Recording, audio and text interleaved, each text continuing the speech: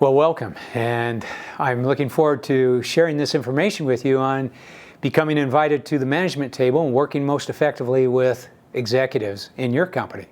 My name is Ken Peterson, and I'm pleased to present these slides and information with you today.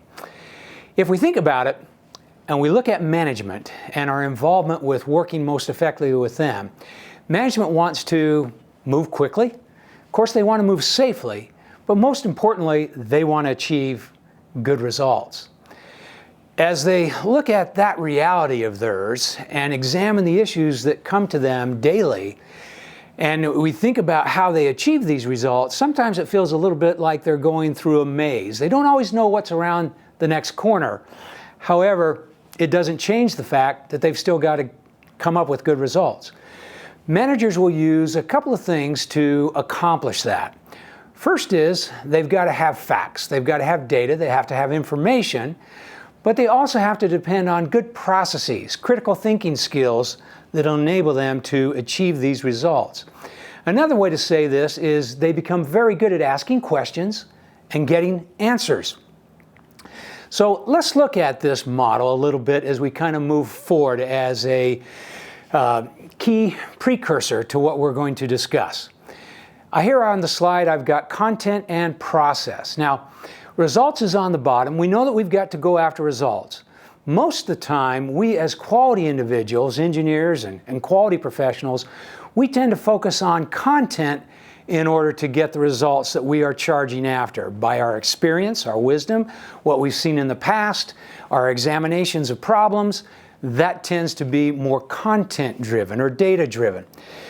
And you'll see here, process, although we have good processes, tend to take a second kind of effect compared to the content. Now in management, they try to do it just a little bit differently, and that is that there are a couple of steps removed from the day-to-day operations or the content, and so process becomes more important to them, critical thinking, how they analyze and work through those key issues that they're presented with in order to come up with results. Perhaps a short analogy will help describe this. As they're managing for results, we look at input, we look at process, and of course we look at the result or the output. If we take a look at something like manufacturing that we might be involved with, we could look at our product, but I'm going to select the top one there, say a drug. In order to achieve this drug, we've got to have input, which would be the raw materials, the different components that go into that output or the drug, and then we need to do something with it. We've got to blend it, fabricate it, assemble it, we have to mix it. So we've got to do something with that before it arrives in a capsule or a tablet and becomes that finished good. Now, management isn't that much different. If you think about the output that managers have, they have to have solutions, decisions, the plans that have got to go off without a hitch. They've got to get a return on the investment for their targets and quotas and the different production that they're pushing through the production line. And so they've got an output as well. They need input, they need process. But the input for them oftentimes is more the specifications, the ideas, the facts, the requirements, the design, how that's flowing through into the process. The process then, when something, for example, goes awry, they discuss it, they worry about it, they use their critical thinking skills, their analytical thinking skills, and then they arrive at a solution, in this case, perhaps a solution to the problem, or an alternative, which is an alternative or a best choice for the decision they had to work through. Now, if we compare this to manufacturing, we as quality experts know that we don't just go in and assure quality by looking only at the output. We've really got to examine and make sure we're on top of quality in the input, in the incoming goods, the raw materials, in the process, how that goes through our line and how it's assembled or blended or how it's filled or capped. And then we have our output, that medical device or that drug. Of course, we examine and check the quality there as well. But we need to have a good, healthy dose of quality assurance in all three of those areas. However, for managers, where are they most likely to be checked? It's always in the output. So that was a great decision. That alternative went off without a hitch. or that problem was solved, thanks, congratulations, what a good job you did. And so they don't look as much in the input and process as we would say in manufacturing with their critical thinking. And so what we're going to do is we're going to look at how we can come together with them and bring them something that they vitally need so that we can improve their critical thinking and their process skills by looking at the input, the process, and the output, bringing them something of great value in all three areas. Now, as we look at these management processes, Stanford did some great work here a few years ago. And they found that the best of the best managers were very good at 5 core critical processes. The first one we might call issue review or issue management or concern management. When something comes to them, it's usually not in a nice, clean, tidy package. They need to prioritize, break things down, do a little triage, figure out what I'm going to do with this part of the issue and what I'm going to do then with this part. Do I need to contain it and then move on to some problem solving or decision making? Looking at problem solving, or the key questions that lead me through a problem solving methodology that gets me to what's causing the problem, was another very core process skill. Looking at decision making and how I come up with the best alternative and look at risk and how I keep the potential problems from occurring. Ensuring that which I send into a project or a plan is going to go off without a hitch is important. And then, of course, planning and the methodology as I go through that. So I do step A and B and C and I get to D, and that completes a good plan every single time. So these methods were very important. Now, I saved this one on the left for last, innovation. It's a little different than sometimes what we think of in the quality vernacular. So when we're talking about innovation here, the process they identified was not incremental improvement or continuous improvement. It was more breakthrough thinking, coming up with new, inventive, creative ideas and how to put those to economic use to get ahead, either by taking an aspect of the product and advancing it or eliminating the competition, depending again on which area the management may be focusing on. If we put these in some kind of time dimension, what they found in their research was essentially that if I'm in the past, well, I tend to be doing more problem solving. Now that makes sense. Something's gone wrong, I need to figure out why and do something about it. But when I'm doing problem solving, I'm usually looking at the back or the past and something's occurred. If I'm in the present, that would be more decision making. So I'm looking at the problem is resolved, what am I going to do about it? What are my alternatives? What's the purpose that I need to accomplish? Are there any potential problems or risks associated with these alternatives? And which choice is going to ultimately be the best choice? If I'm looking at the future, it really is more about getting something to occur, or planning, or my project planning and project management. If the way I described innovation earlier, which is now slotted as you can see it here in the future, that then essentially repositions it a little bit differently from management thinking, in that they're not so concerned about using innovation to solve a problem. Honestly, they don't really care why something occurred. They're just going to find a different way or a creative solution to replace what may have been awry, and therefore knowing what the cause was really doesn't matter that much because I'm going to replace it with something entirely different. So that's more the process of innovation that they may be focusing on. Now, what are the benefits for understanding these key processes before we dive in a little bit? For managers, it enhances the quality of their thinking. And for us as quality professionals, it can greatly enhance our contribution to that quality thinking method. It allows us to analyze forward with them as they particularly move into decision making and planning. It allows them to communicate much more effectively, meaning that they can transfer the knowledge that they have because A and B and C add up to D, and I can explain what I'm doing in each of these stages, and therefore that gives us a common methodology, a common process, a common language to work with. It allows us to be more proactive. Certainly it increases speed and the effectiveness of getting to the results. So we want to get the right result, but we need to get there faster. And speed is a great concern. And then allows us to control the disruptive risks that oftentimes take our projects or our plans and make them go awry. So today we're going to focus primarily on decision making and planning. I think if we can get a little better feel for the process skills, you'll have a wonderful opportunity to be invited to that management table more frequently. Management decisions then are involved in data and process, or content and process. We know we need to come up with the very best outcome. And if we think like that, we're already moving in the right direction. Most good managers are the best of the best, if you will, even though they may have a little bit different process from one manager to the other. They all share 4 things in common as they move towards that desired outcome. A good decision-making process will have, first, they'll understand the purpose. They'll be able to assemble and to use criteria and facts effectively and know where to go to get them. They'll be able to work through alternatives and generate the right option, the option that's going to bring them the best results. And then, importantly, they'll be able to identify what those risks are and how to mitigate and deal with them along the way, as well as contain them if they should occur after the fact. So to use the decision-making 4 core steps as an opportunity to show us the process, I'm going to share with you then a couple of key pieces that you can utilize as you think like the manager. Purpose. What is the result that is desired? When is it to be accomplished by?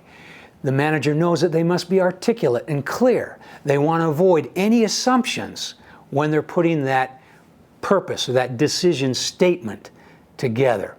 As they define that expectation, they're also going to have to share their intentions with others. And so the clearer they get it and the more articulate it's going to make it easier for them to communicate it. When we look at the criteria then really are the important facts. Have the experts weighed in? Have they went out and gotten the data they need for this decision? Is that data measurable? Is it either quantifiable or qualifiable in some way that they can use it? What is most important? And by that, what I'm talking about is good managers, they can differentiate between what's called an absolute and a desirable. Another way of saying that is what's a limit and what's a hoped for.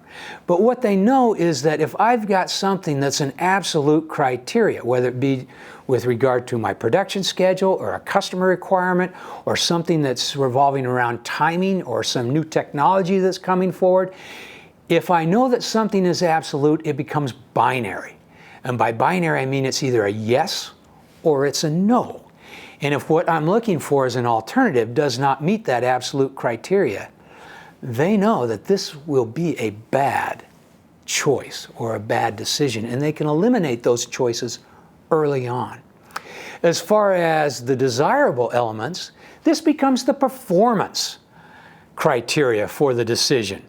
So in essence, as they look at, will this alternative perform better than, say, another choice, they can take those desirables and they can put some kind of weighting factor or scale towards it. Maybe just a simple low, medium, high. Certain criteria are more important than others. Some managers, if it's a very important decision, it involves perhaps some new technology or human capital or a lot of budget, they'll take it and they'll differentiate the criteria by a scale of 10. 10 maybe being the most important compared to 1 being the least important. And they'll start to achieve some numeric ranking of that criteria prior to looking at their alternatives. Now, good managers know that they're going to do that in the most objective way possible without letting too much past or too much present influence where they're going to go with that.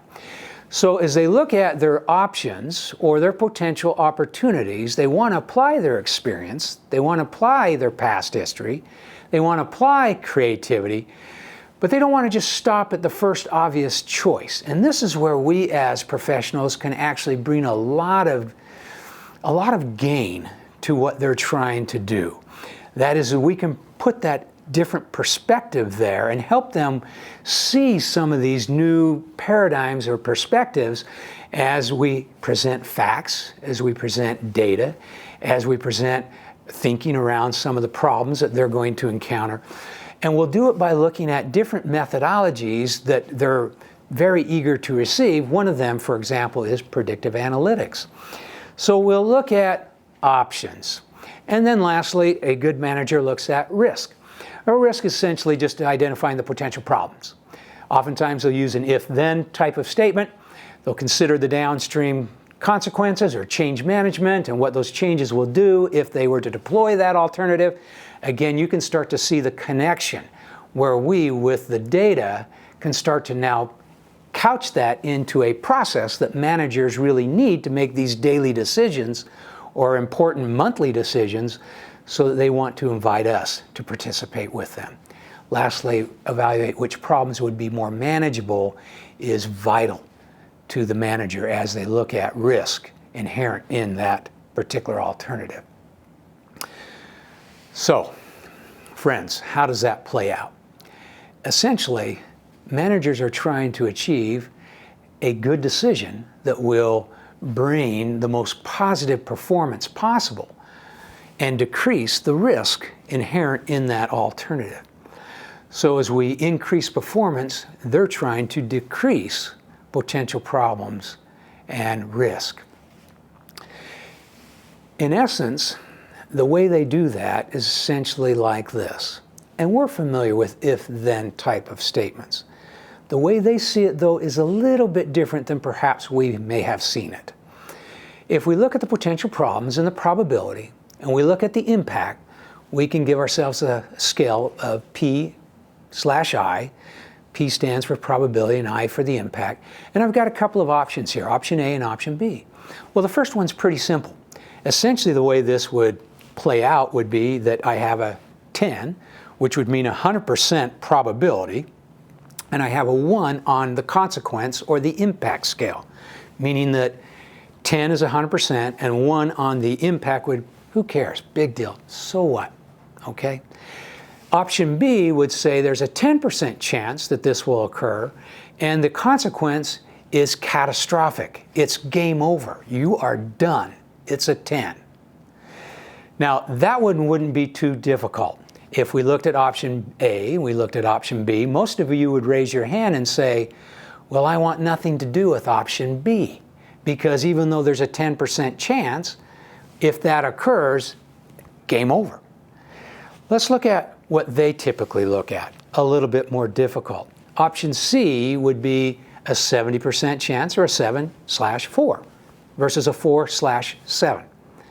Which one here would be a more difficult risk or potential problem to deal with? What do you think? If you've said option D, you're correct. There's a 40% chance, but if this problem occurs, the risk is still very significant. Versus a 70% chance, but the risk still being manageable. Now, what we're trying to see is the way managers see this. Managers don't want an alternative that has no risk. They know that the best alternatives have risk. But what they need to be able to do is find risks that they can manage.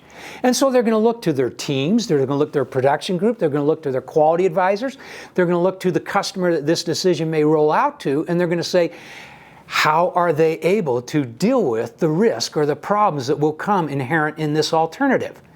And now this is the way that they're seeing it through. They're not seeing it through in some kind of zero defect, if it happens, it's bad quality kind of thinking process. They're seeing it in a much more holistic, larger sense. And we need to be able to help them through that decision risk thinking. So, here you've got option A and you've got option C. Now, is there a risk that you cannot accept?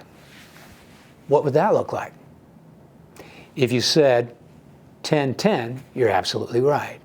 That would be suicide. That's saying there's a 100% chance that this will occur, and when it does, you are destroyed.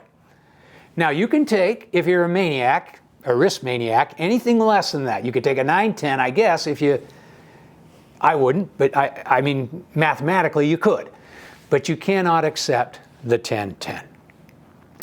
So let's now look at how we can participate. How can we feed data into the decision making as a quality professional that can really benefit our executives that work the production, that work manufacturing, that are responsible for the laboratory, that are over sales or customer relationships? How can we help them out? If we go back to our timeline and start to think a little bit about past and present, predictive, which would be more future. In the past, well, we could bring reports, and I'm sure that all of us have done that. We may be very good at that. Analytics, we can look at some of the CAPA work that we've done and some of the problem solving we've done, and we can bring analytics to the game. We can look at alarms. Now we're starting to move it a little bit more to the present. We can set alarms that if something happens, ding, ding, ding, ding, wake up. This is occurring. So we can have alarms as they relate to managers' quotas and targets and different kinds of objectives that they have. We can look at more predictive things, more future-facing things, such as watchdogs and trending. And today, for fun, we're going to talk a little bit about artificial intelligence and something that is now becoming very prevalent in management thinking, which is predictive analytics or predictive agents. So, Dr. Abernathy, who I'm sure most of you are familiar with, she said this. And she said it to a group of managers as they were focusing on how they would improve their processes, essentially. If we're going to really change the way that we use data, both within the agency, but also across all biomedicine, the agency needs to fundamentally prepare the ground. Well, what was she meaning by fundamentally prepare the ground? Preparing the ground really starts to take us towards a predictive future. But what are some of those predictive elements as we think forward? Well, predictive technologies like machine learning and artificial intelligence to give us much better full process control in a predictive way. We also look at early warning systems for potential value chain anomalies. We can look at such things as intelligent processes. We can automate, and we can look at human error as we automate and prevent that before it occurs. We're trying to get out in front of some of these things, even if they're not as predictable. Of course, human error tends to be, when we look at the pattern, a little bit more erratic. It's not necessarily predictable or cyclical. And it also tends to be something that changes. And so we can use these even in that kind of a situation. Transparent data access for streamlined communication with our regulators. And the neat thing there is, if you think about audits, and you think about working with managers, you think about one group of people either within the company or an outside agency coming in to help, having a common methodology, a common language, a common process, a common ability to critically think through and examine the decision, examine the problem, examine the plan. How did we arrive at this? And be able to represent how we got there and the critical thinking that went into that. That's the kind of transparency that's making a difference. Prescriptive analytics for optimal manufacturing design, and such things as self-service data visualization and accessible and actionable insights that can come once we hit those triggers as we do that examination. So let's look at this a little deeper, and then I'm going to play an example for it. And I hope that you'll appreciate where we can go with this. So one example is what's called Event Analyzer. I was thinking of some things that maybe I could use just to show you a glimpse in terms of what this can be. And so as we look at that, what is an event analyzer? How do we do some of this real-time monitoring? Some software that will learn and give us some reports based on a watchdog type of a system. How can management set this up working with the quality people so they get just what they need and not what they don't want? And how can we have key indicators that alert us when they're hit, and we can involve all the great things that we've got that have helped us in the past, where it be risk alarms or production schedules or CAPA or quality event managements, complaints, deviations. All of these things can feed into this. And so as we think in terms of automation and taking that first step, go back to that Stanford study, which was bringing the issues forward, we know they kind of come messy. They come not in a tidy little package. But we can do something to make that package tidier. And so if we'll take that software and we'll utilize it to its capabilities, we can automate in real time. And by real time, I mean the software's there checking every minute. Every 60 seconds, it goes out and pings whatever we ask it to do. And we can tell it to track something that's going to be beneficial as we work with management. But it does begin with that management input. Remember the input, the process, and the output. And so the input then means that we need to get that data from management in terms of what is it that's important to them on this particular event or issue or concern. What's keeping them up at night? How is it playing forward? What are their business objectives? What are their targets and quotas? What risks are they worried about, either from the customer, the supplier, or internally? What problems have they seen in the past? So what are some of those things that are important inputs to them? And then we set up in our software something called an agent. It's commonly referred to now as an analyzer agent with most software companies. And I've just to have a little fun, I've called this agent 007. So with 007, let's look at how we can use this tool to collect information about a concern that management may start with. Agents work by first giving them some data to watch for. And when that data that we're watching for is noticed, it notifies us in some way. And then it gives us the ability to match it to something that makes sense to the manager and something that we have in terms of a target or a quota or something that's important to our production or to our product or to our customer. And so in essence, the agent is going to continuously watch all those systems that our software looks at, and it's going to give us back that valuable information. So if we go back to a typical agent here, it might look like this. Let's put a person's name there.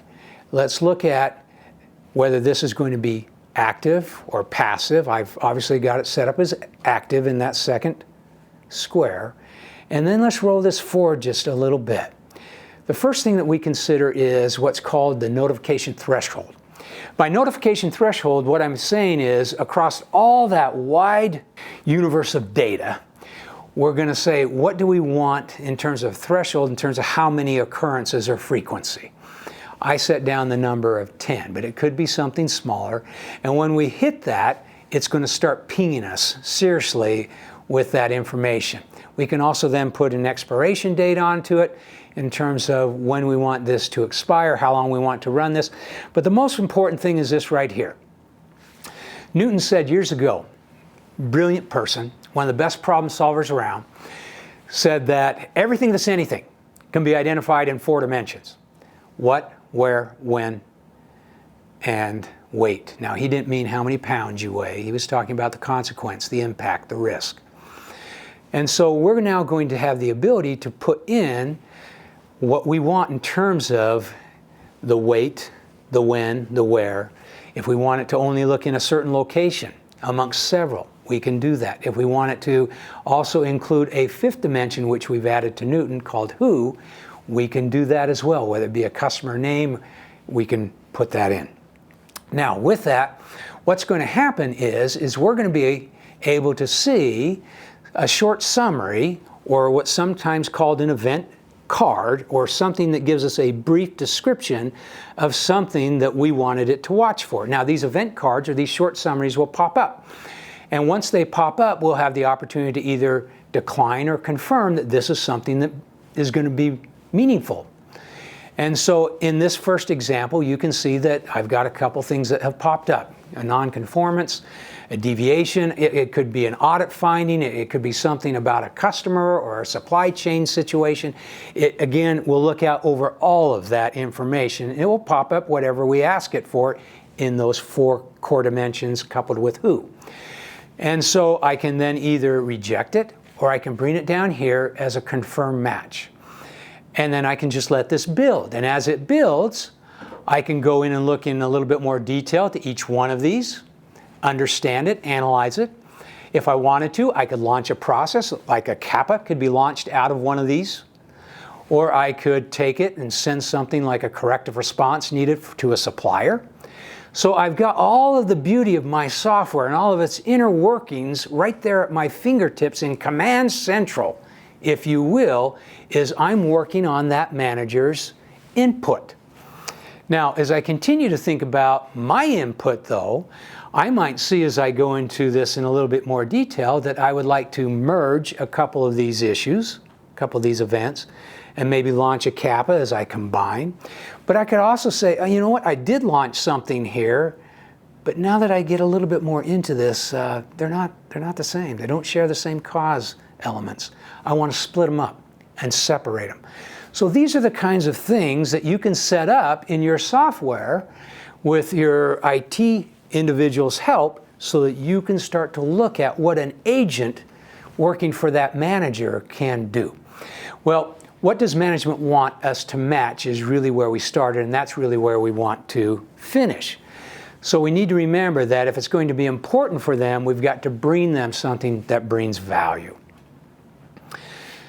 The benefit of using agents is it takes tracking and trending far beyond what we've done in the past. It allows us to move it towards key business decisions about products and markets and quality and in our laboratory and our customers.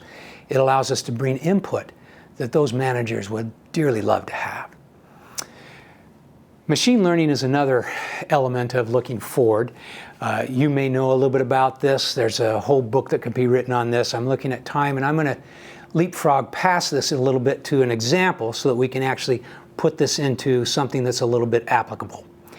So I've got an example here of a bottling line where there's a senior formula similar to like an Ensure product that a senior citizen would drink to bring them vitamins and minerals. And to understand the example as we move toward a manager's decision, you need to understand just a little bit about the process steps. So look at the picture, and I'm just going to work through these quickly for you. The line steps are essentially this. The bottles come into a wash station. They're cleaned. They're diverted then to different lines depending upon what product will go into the bottle. And if there's a custom label, that could divert it into a different line as well. Maybe Walmart or Costco has a separate label. Then it's rinsed, and that's where we sanitize and clean the inside and the outside of the container. It's then filled with the appropriate product. It's capped. It's labeled. In this case, it's a label that sticks to the outside of the bottle. It's then boxed and packaged, sent to the warehouse, and it's shipped. Now, as you can see up here, management had a serious problem, and that is that the labels were falling off of a good percentage of the product, a little over 20%, and they were not catching this until it got to Costco or got to some other supplier that was then in turn, customer that was then going to sell this particular product. So it was not caught anywhere in the process internally. They did, the quality folks, we folks, did some good kappa work, and what we found was this. Because of the line speed and the throughput, so not just line speed, but the throughput meaning surface area on a bottle going through a set solution, so more surface area going through quicker, had increased. The labels were falling off at the end of the hourly run. And then the rinse chemistry was breaking down at 43 minutes of an hourly cycle, with 10 minutes at the end of that hour being a downtime where they would clean up, get ready for the next run. So it was breaking before that 50-minute completion. And then they verified and validated this with chemical tests and with production runs and other things to make sure that they had nailed indeed the root cause to the problem. So with that, management now then moved into the decision-making process. First they said, well look, we need to rework and use the pulled product. We have a lot of inventory. There's really nothing wrong with it as management saw it. We could then rework it, put a label on it, and we could use that product rather than scrapping it or discarding it. And then they had 4 different alternatives available to them. They went through, by doing their decision process, looking at their criteria and coming up with their best alternatives. They looked at redesigning the rinse chemistry, so a chemistry solution, larger rinse tank, so we'll expand so as more bottles go through, we won't get that problem. They talked about a constant feed process, so an engineering solution where they would get rid of the rinse tank altogether and have it be a feed that squirts that, if you will, or sprays that on the bottle as it goes by. And then they said, well, another thing we could do is just slow down the line. We could add shifts, and we could just make sure that we don't exceed that production capability. So those were some of the things that they started to look at.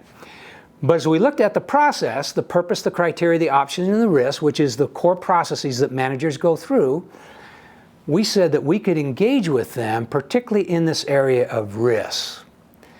And remember that what they're looking for is to decrease the risk while increasing the performance. That's what they want. Where are we best? Well, we can look at the impact, the consequences of the potential problems. We can help them as they work through this in terms of scoring them. And we can help them to examine which alternative would be best by helping them in that risk assessment. So in essence, as they get ready to move an alternative to planning, we can say, wait, time out. Let's make sure that the alternative we're going to advance is the alternative that has the least amount of risk, and it's an alternative that we can manage should something go wrong. So you can start to see all the connections now that we can work with management at that management table, and believe me, you'll get invited back constantly if we start to understand their process and bring critical data into those points that they're working through. Now, planning. Let's look at what good plans consist of.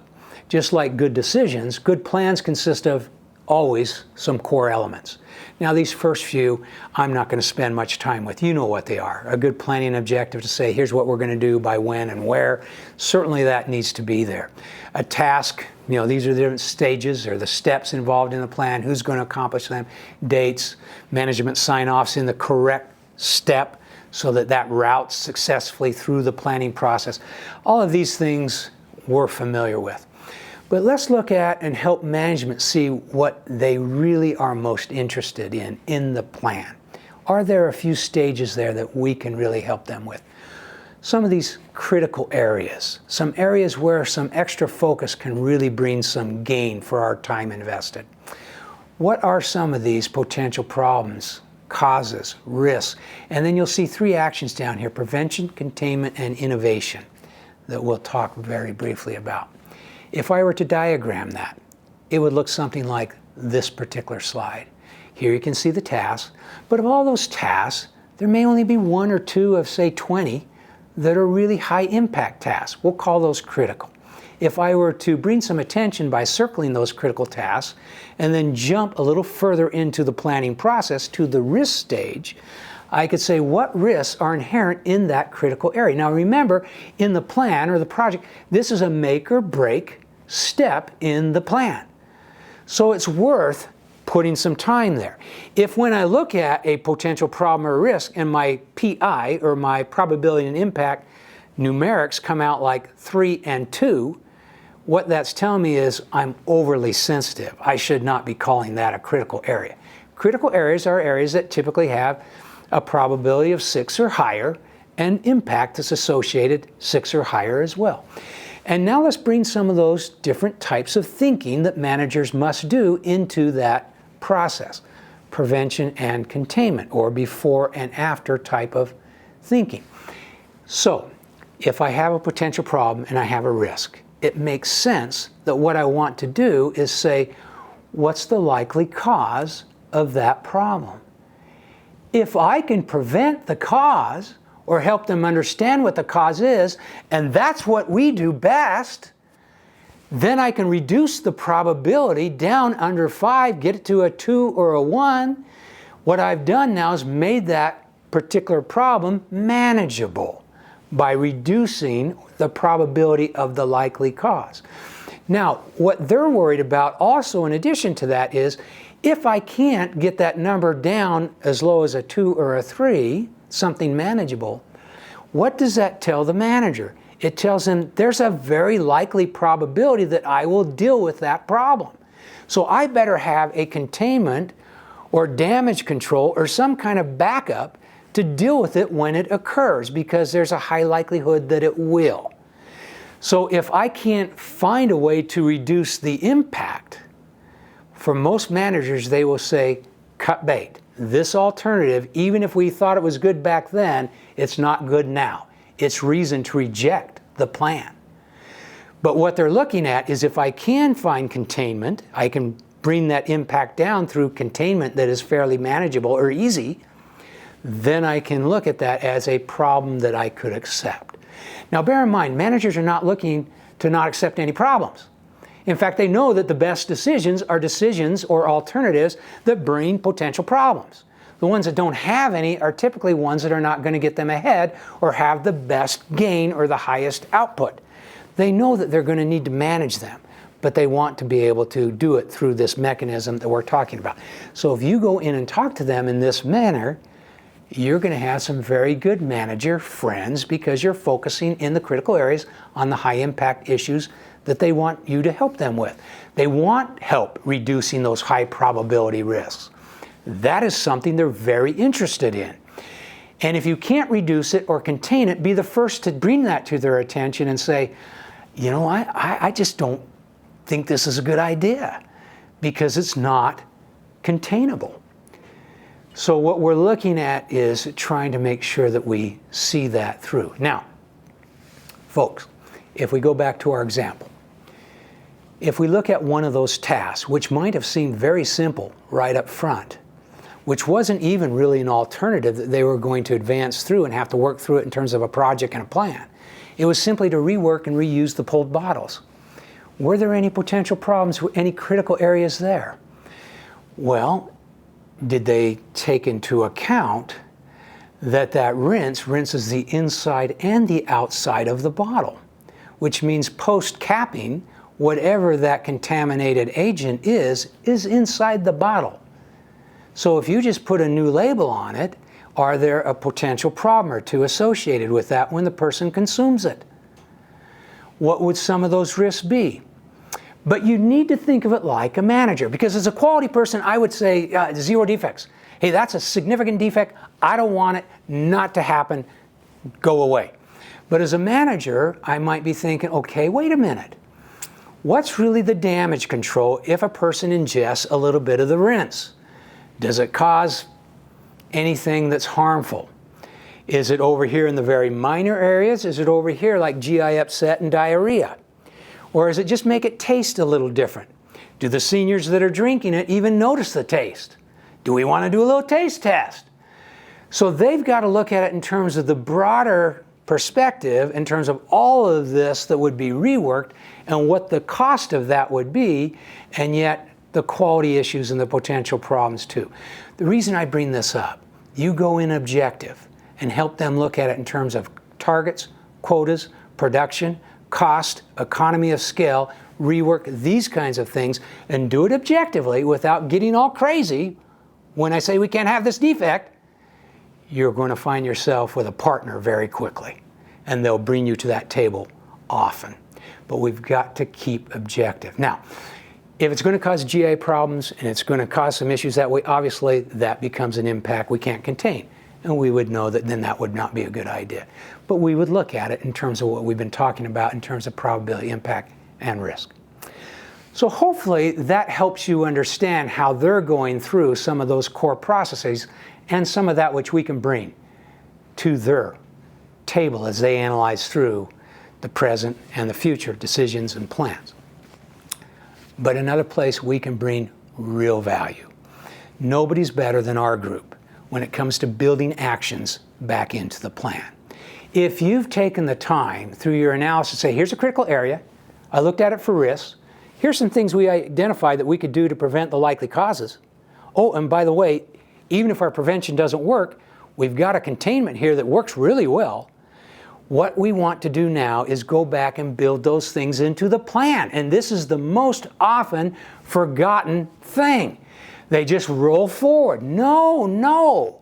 You've got to go back and put those tasks back into the plan. What was that preventive action? Make it a task. Put it right back up in the front. Assign somebody responsible for it. Get a check-off spot if it needs to be approved as it goes through. Maybe it's a containment action which you wouldn't use until the likely cause occurred and the prevention didn't work, but you might have like a trigger. Something's already pre-approved, and you build that task back into the plan. So if this measurement that we're tracking in our event analyzer triggers and goes ding, ding, ding, ding, ding, ding, ding, you just hit a frequency or you just hit a threshold, the analyzer pops something forward for you, you see it, that triggers a task, and that task goes right off. Now, if you would, in closing, look at my hands. If I've got something that's a containment, and that trigger is ringing, and it's saying, let's get that containment going, when is the best time to deploy the containment? Here, upon immediacy, or out here somewhere where time goes by? Here or here? Well, obviously, it's here. But the problem is, if we don't put them back in as tasks, even if a trigger or an analyzer pops something forward for us, time goes by. Now I'm into the next day. I got to go find somebody to approve it. I got to see if they'll authorize me to spend some resource to do this containment. I've got to go and get in touch with the quality manager. And so as time goes by, what occurs? The problem gets worse and worse. The containment gets harder and harder. It grows. It exacerbates and becomes a nightmare. Here's where we can, again, bring them help by using our software or our triggers and our alarms and our measures, things that we do normally every day and do very well. Well, we've talked about some different ideas around management processes. We focus primarily on bringing them information that can help them as they make decisions, and they do it weekly as they work those decisions into plans which have to be implemented successfully. We also talked about content versus process, and how most of us tend to be experts because of looking at the past and problem solving and what our job entails, and we let that expertise drive data into our critical thinking and analyzing, where for managers it's just the opposite. They would like to be brilliant process people, asking all the right questions, almost having a mini PhD and asking all the right questions and getting the right information and be able to go from problem to problem to problem when the content and the data changes constantly. That's their vision and how process drives their thinking towards results. If we can come a little closer to them by understanding their processes and helping them with their critical thinking skills, I promise you, you will get invited to the management table more often. And as a final slide, remember, they are evaluated almost extensively, exclusively, on whether or not that alternative went off without a hitch. If that was a great project or that plan was just as smooth as could be. They're evaluated on those returns, on those actions, on those results. And we can help them just as we would in manufacturing or in production or any kind of situation in the laboratory. We could help them bring that quality up into the input and the process, which is going to ensure that those outputs will be much better as we work with them at the management table. Thank you very much for listening to the presentation today. We have, at the request of BossCon, made available a facilitator, as well as I'm here to answer your questions, and I'm eager to hear what you've got in terms of questions. So I turn the time over to your facilitator and to you as we now look at any questions you might have as a result of this presentation.